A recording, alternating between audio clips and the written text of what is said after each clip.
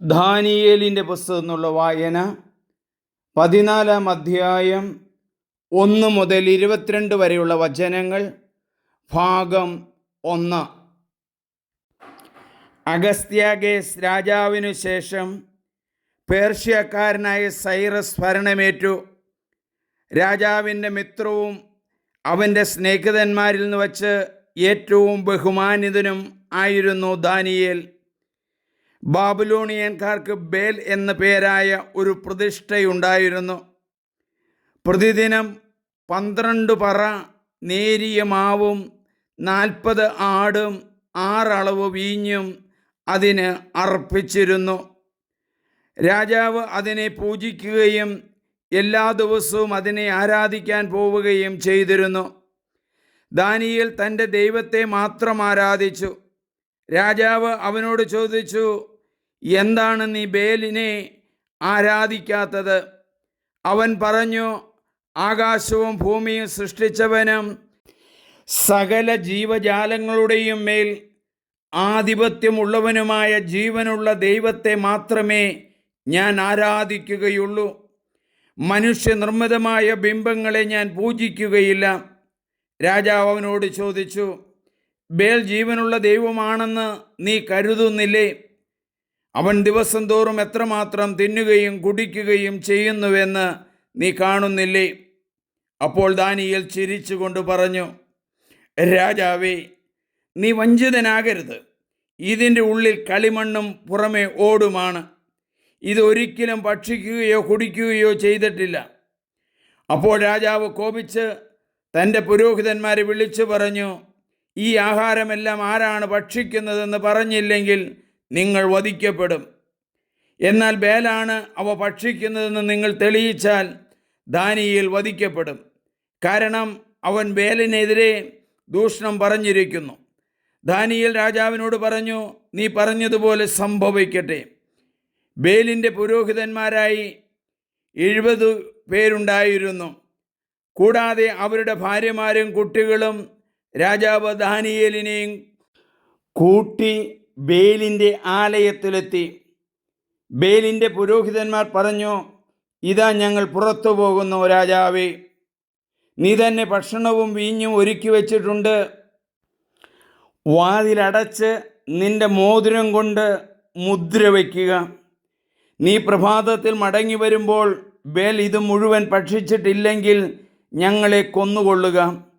അല്ലെങ്കിൽ ഞങ്ങളെപ്പറ്റി വ്യാജം പറയുന്ന ദാനിയേൽ മരിക്കണം. അവർക്ക് കൂസലില്ലായിരുന്നു.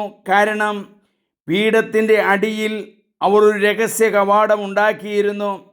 അതിലൂടെയാണ് പതിവായി അകത്തു കടന്ന് അവർ ആഹാരം ഭക്ഷിച്ചിരുന്നത്. അവർ പുറത്തു പോയതിനു ശേഷം രാജാവ് ബേലിനുള്ള ഭക്ഷണം ഒരുക്കി വച്ചു.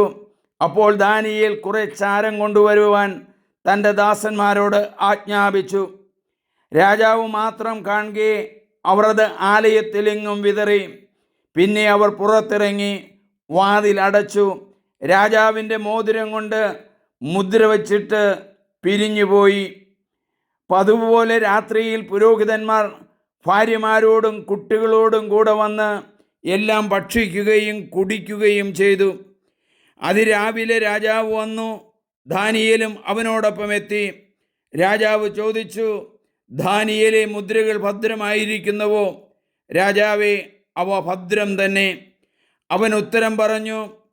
വാതിൽ തുറന്ന ഉടനെ രാജാവ് പീഠത്തിൽ നോക്കി അത്യുച്ചത്തിൽ അട്ടഹസിച്ചു, ബേൽ, നീ വലിയവൻ തന്നെ. നിന്നിൽ വഞ്ചന അവശേഷവുമില്ല. അപ്പോൾ ദാനിയേൽ ചിരിച്ചുകൊണ്ട് രാജാവിനെ അകത്ത് കടക്കുന്നതിൽ നിന്ന് തടഞ്ഞു. അവൻ പറഞ്ഞു, തറയിലേക്ക് നോക്കുക. ആരുടേതാണ് ഈ കാൽപ്പാടുകളെന്ന് ശ്രദ്ധിക്കുക. രാജാവ് പറഞ്ഞു, പുരുഷന്മാരുടെയും സ്ത്രീകളുടെയും കുട്ടികളുടെയും കാൽപ്പാടുകൾ ഞാൻ കാണുന്നു. രാജാവ് കോപം കൊണ്ട് ജ്വലിച്ചു. അവൻ പുരോഹിതന്മാരെയും ഭാര്യമാരെയും കുട്ടികളെയും പിടിച്ചു കൊണ്ടുവന്നു. പീഠത്തിലുള്ളതെല്ലാം ഭക്ഷിക്കുന്നതിന് വേണ്ടി പതിവായി തങ്ങൾ പ്രവേശിച്ചിരുന്ന രഹസ്യ കവാടം അവർ രാജാവിന് കാണിച്ചു കൊടുത്തു. രാജാവ് അവരെ വധിക്കുകയും ബേലിനെ ദാനിയേലിന് വിട്ടുകൊടുക്കുകയും ചെയ്തു. ദാനിയേൽ ബേലിനെ അതിൻ്റെ ആലയത്തോടൊപ്പം നശിപ്പിച്ചു. നമുക്ക് പ്രാർത്ഥിക്കാം. ദൈവമേ, ദാനിയേലിൻ്റെ പുസ്തകം 14-ാം അധ്യായത്തിലൂടെ കള്ളത്തരങ്ങളും കള്ളബലികളും പുരോഹിതന്മാർ അർപ്പിച്ചാൽ എന്തു സംഭവിക്കുമെന്ന് ദാനിയേൽ പ്രവചനത്തിലൂടെ ഞങ്ങൾക്ക് മനസ്സിലാക്കി തരുന്നതിന് നന്ദി പറയുന്നു. ബേൽ ദേവന് വേണ്ടി ഭക്ഷണ സാധനങ്ങൾ വളരെയധികം ഉണ്ടാക്കി ബേൽ ദേവൻ്റെ മുറിയിൽ കൊണ്ടുവന്ന് വയ്ക്കുമായിരുന്നല്ലോ. എന്നാൽ രാത്രിയിൽ വന്ന് പുരോഹിതന്മാരാണല്ലോ അത് ഭക്ഷിച്ചിരുന്നത്. വളരെയധികം ഭക്ഷണങ്ങൾ വീട്ടുകാരുമാണല്ലോ ഭക്ഷിച്ചിരുന്നത്. ദൈവത്തിൻ്റെ മുമ്പിൽ നിർമ്മലനും വിശുദ്ധനും ആയിരുന്ന ദാനിയേലിനെ പോലെ ദൈവത്തിന് കൊടുക്കാനുള്ളത് ദൈവത്തിനും, സ്നേഹിതന് കൊടുക്കേണ്ടത് സ്നേഹിതനും, പ്രാർത്ഥനയിലും ഉയർന്നു വരുവാൻ ഞങ്ങളെ ശക്തിപ്പെടുത്തണമേ. ദൈവത്തിന് വേണ്ടി പൂർണ്ണമായിട്ട്, യഹോവയ്ക്ക് വേണ്ടി പൂർണ്ണമായിട്ട് അർപ്പിച്ച ദാനിയേലിനെ പോലെ ഞങ്ങളെ വിശുദ്ധിയിലും വിജ്ഞാനത്തിലും വിവേകത്തിലും വളർത്തണമേ. സത്യസന്ധതയോടെ ജീവിക്കാനുള്ള കൃപകളും അനുഗ്രഹങ്ങളും ഞങ്ങൾക്ക് നൽകണമേ. ദൈവമേ നന്ദി, ദൈവമേ ആരാധന, ദൈവമേ സ്തോത്രം. സത്യത്തിലും നീതിയിലും ജീവിക്കാൻ നമുക്ക് പരിശ്രമിക്കാം. എൻ്റെ പേര് സണ്ണി പുൽപ്പറമ്പിൽ. സ്നേഹമുള്ളവരെ, സബ്സ്ക്രൈബ് ചെയ്യണം, ഷെയർ ചെയ്യണം, ലൈക്ക് ചെയ്യണം. ദൈവം സമർത്ഥമായി നിങ്ങളെ അനുഗ്രഹിക്കുന്നു.